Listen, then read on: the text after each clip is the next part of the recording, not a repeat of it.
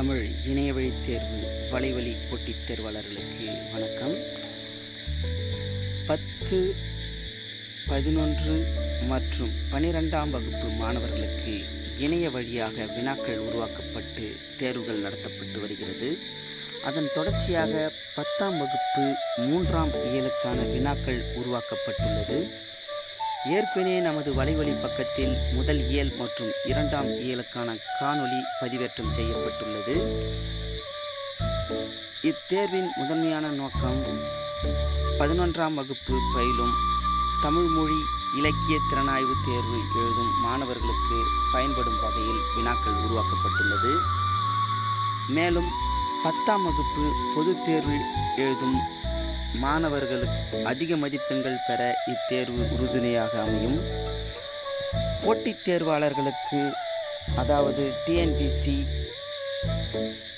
போன்ற தேர்வுகளுக்கு பயன்படும் வகையிலும் வினாக்கள் உருவாக்கப்பட்டுள்ளது. தேர்வுக்கான இணைப்பில் சென்று மாணவர்கள் தேர்வினை எழுதலாம். தேர்வுக்கான இணைப்பு டிஸ்கிரிப்ஷனில் கொடுக்கப்பட்டுள்ளது. தேர்வு எழுதி அதிக மதிப்பெண்களை பெற வாழ்த்துக்கள். வாருங்கள். தேர்வில் இடம்பெறும் வினாக்களை பார்ப்போம். விருந்தே புதுமை என்று குறிப்பிட்டவர் யார்? நருந்தொகை என்று அழைக்கப்படும் நூல் எது? குத்தராற்றுப்படை என்று அழைக்கப்படும் நூல்? சொல்லும் பொருளும் பொறுத்துக.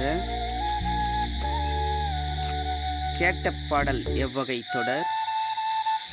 பெயர் கண்டும் நஞ்சுண்டமையவர் நைதக்க வேண்டுபவர். கோவல்புரத்து மக்கள் எனும் நூல் சாகித்ய அகாதமி விருது பெற்ற ஆண்டு?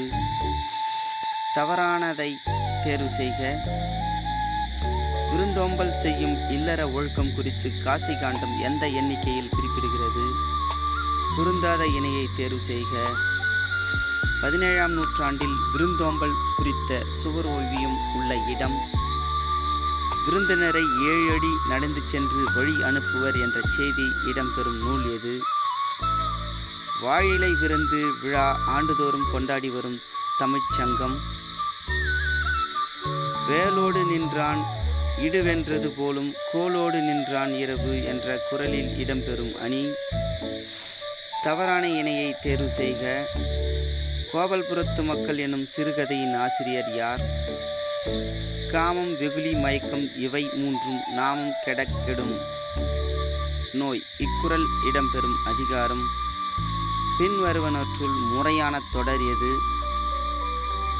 தொகைநிலை தொடர் மொத்தம் எத்தனை வகைப்படும்? மலைபடுகடாம் என்ற நூலில் உள்ள அடிகளின் எண்ணிக்கை? அல்லில் ஆயினும் விருந்துவரின் உவக்கம் என்று குறிப்பிடும் நூல்? வீட்டிற்கு வந்த சிவனடியாருக்கு விருந்தளிக்க அன்று விதைத்து விட்டு வந்த நெல்லை அரித்து வந்து பின் சமைத்து விருந்து படைத்த நாயன்மார்? கூற்று. திருவள்ளுவர் இல்லறவியலில் விருந்தோம்பலை வலியுறுத்த ஓர் அதிகாரத்தையே அமைத்திருக்கிறார். காரணம், இல்லறம் புரிவது விருந்தோம்பல் செய்யும் பொருட்டே என்கிறார். நைடதம் என்ற நூலின் ஆசிரியர்? கரங்கிசை விழவின் உரந்தை என்று குறிப்பிடும் நூல்? 6ஆம் திணை என்னும் நூலின் ஆசிரியர்? உப்பில்லா கூழிட்டாலும் உண்பதே அமிர்தமாகும் என்று குறிப்பிடும் நூல் எது? நன்மொழி இலக்கண குறிப்பு தருக. உண்டால் அம்மா இவ்வுலகம் இந்திரர் அமிர்தம் எழுவதாயினும் இனிதென தமிழர் உண்டலும் இலரே என தொடங்கும் பாடலை பாடியவர்? விருந்தினரும் வறியவரும் நெருங்கி உண்ண மென்மேலும் முகமலரும் மேலோர் போல என்ற பாடலடி இடம்பெறும் நூல்? சுழன்றும் ஏற்பினது உலகம் அதனால் உழைந்தும் உழவே தலை என்று குறிப்பிடும் நூல்?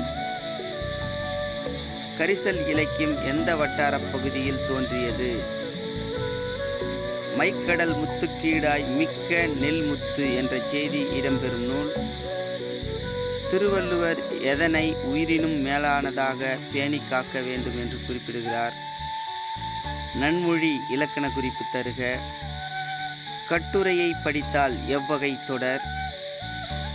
பொழிந்த பகுபத உறுப்பிலக்கணம் தருக.